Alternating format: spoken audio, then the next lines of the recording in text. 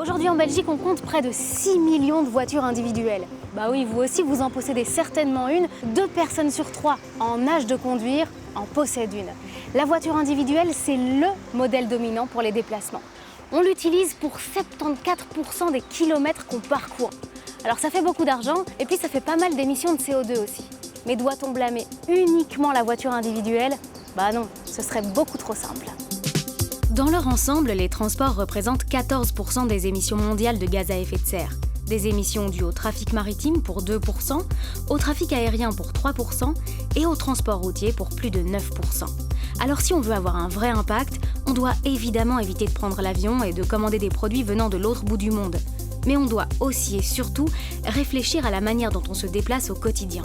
Et pour ça, en Belgique, on a encore du chemin à faire.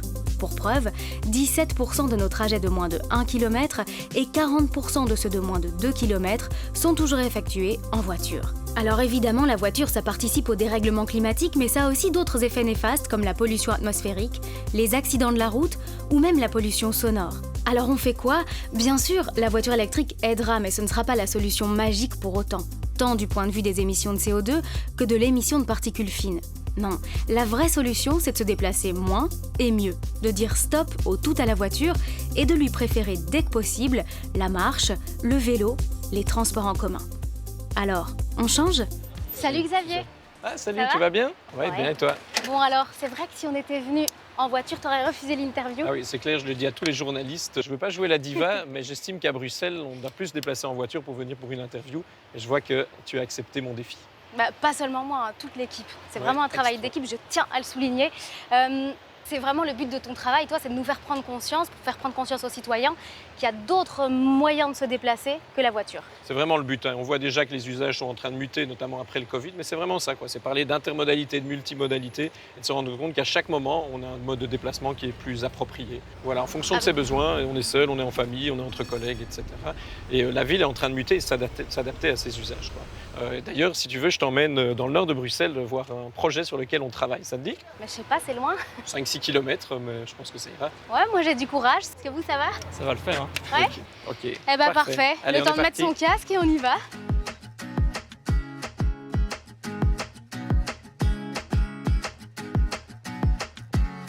Xavier, ce dont tu parles, ça concerne principalement les villes et encore pas n'importe quelle ville. Tu as raison, c'est vrai que les villes ont les plus grands atouts, la densité de population, des réseaux de transport qui sont déjà bien établis, et puis cette proximité aussi de la plupart des activités. Dès qu'on sort des villes, c'est beaucoup plus compliqué, et c'est pour ça qu'on a quand même un retour massif, en tout cas un maintien massif de la voiture. Et pourtant, en fait, malgré ces infrastructures qui changent dans les villes, on se rend compte qu'il y a quand même des barrières psychologiques au fait de lâcher sa voiture. C'est compliqué de se dire qu'on va l'abandonner, non? Elles sont très nombreuses, elles ne sont pas que psychologiques. Alors elles sont d'abord psychologiques, la crainte du vélo, la crainte du transport public, ou tout simplement pas savoir comment on l'utilise. Elles peuvent être sociologiques, les parents qui ont peur de laisser leurs enfants, ou tout simplement parce que ça fait bien d'arriver avec une grosse voiture de société. On peut avoir des problèmes technologiques avec l'utilisation des apps et aussi financiers. Les gens ne se rendent pas compte, en fait, une voiture, ça coûte 500, 600 euros par mois, 6 000 euros par an, c'est énorme. Voilà donc la place du Zavelput ici. On se pose là? Ok.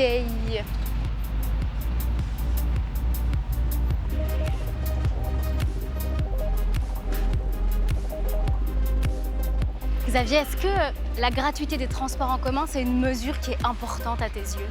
Non, pas pour moi. C'est une fausse bonne idée parce que finalement, ce que payent les gens, ça permet vraiment d'investir dans la mobilité du futur et c'est très très important.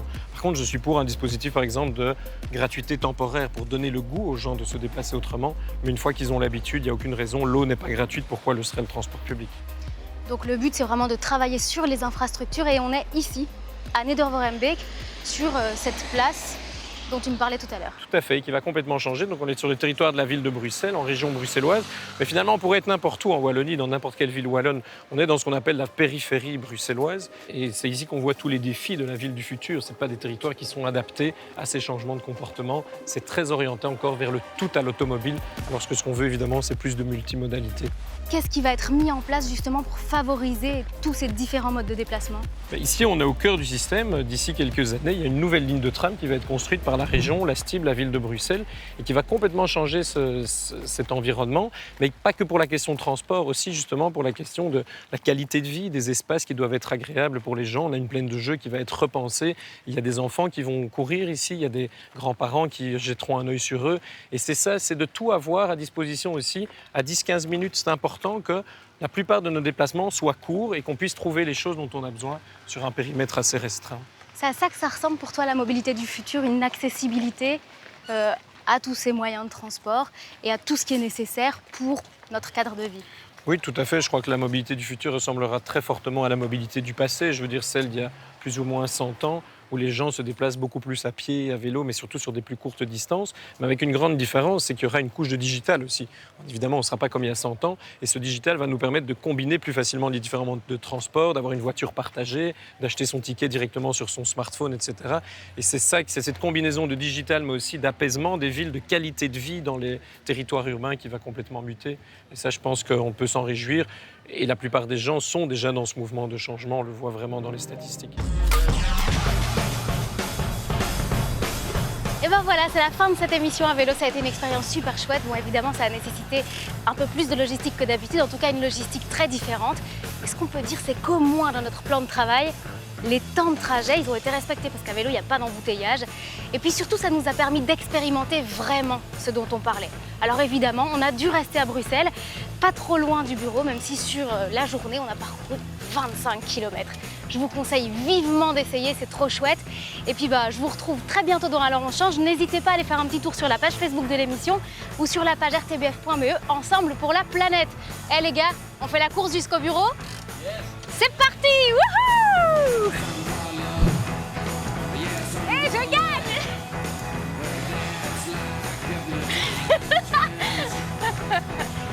Hugo qui est en train de tout donner. C'est maintenant que tu peux attaquer. Wouhou! Il y a Renaud qui veut gagner, alors il me dit d'attendre. Ouh là là là!